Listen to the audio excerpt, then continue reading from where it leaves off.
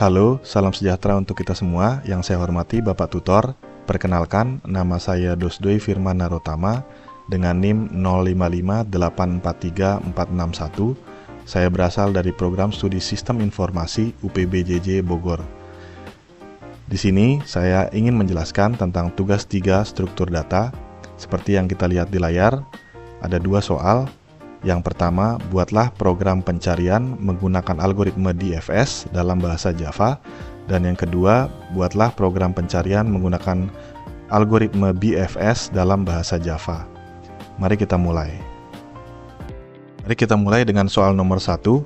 Kita baca terlebih dahulu petunjuknya. Yang pertama, gunakan graf dengan 10 node yang mewakili A0, A1 sampai dengan A9. Kita diminta menentukan sendiri nilai hubungan antar node. Yang kedua, kita akan melakukan pencarian angka pada graf tersebut dengan DFS, dan kita akan menjelaskan tahap demi tahap proses pencarian dan menggambarkan dengan rinci prosesnya.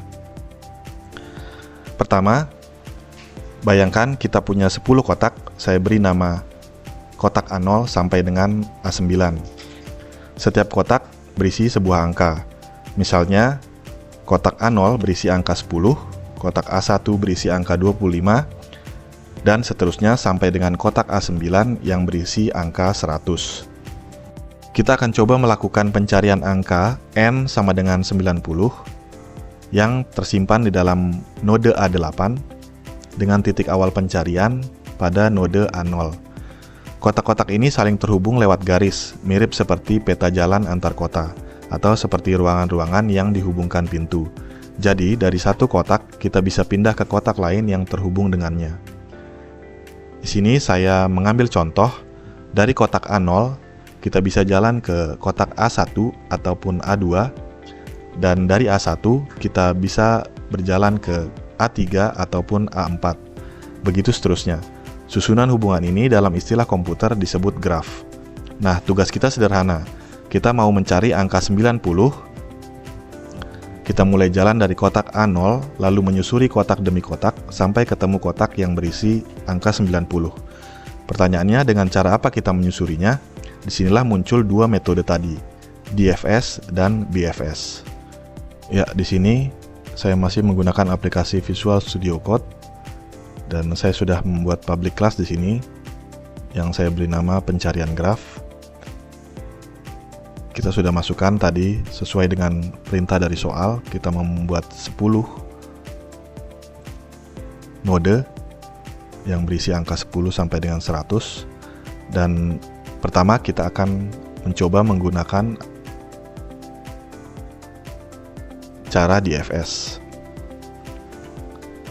Sesuai dengan gambar graf tadi yang saya buat, di sini kita akan mencoba mencari angka 90 yang berada di node A8, dan kita mulai pencariannya dari node A0.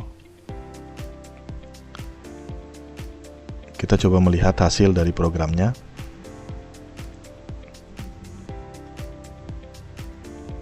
Ya, ini pencarian DFS. Jadi sesuai dengan gambar graf tadi yang kita buat, pencarian dimulai dari A0, isinya 10.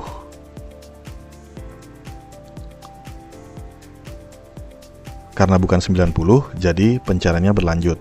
Masuk ke A1, isinya 25. Lanjut lagi terus menyelam ke A3, lalu ke A7. Terus masuk semakin dalam mengikuti satu jalur. Sampai di A7 ternyata jalannya buntu. Jadi program mundur, lalu mencoba jalur lain. Masuk melalui A4, lalu ketemu di A8, yaitu angka 90 tadi. Berhasil ketemu dan pencarian pun berhenti.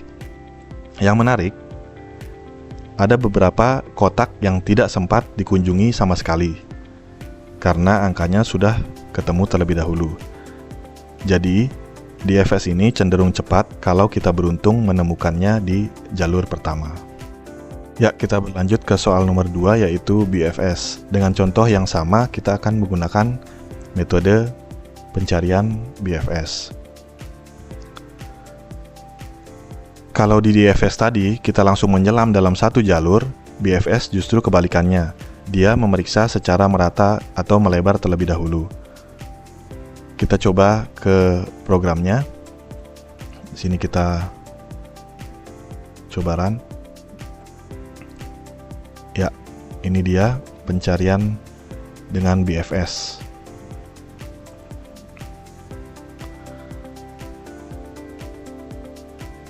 Kita lihat hasilnya. Dia mulai dari A0, lalu dia periksa dulu saat A1 dan A2.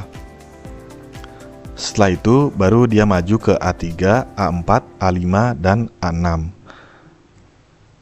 Masih belum ketemu juga, dia lanjut lagi ke A7 dan akhirnya baru bertemu di A8.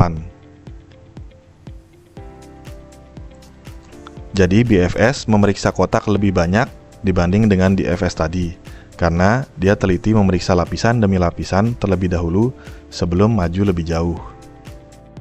Jadi apa perbedaan kedua cara ini? Saya rangkum dengan perumpamaan tadi.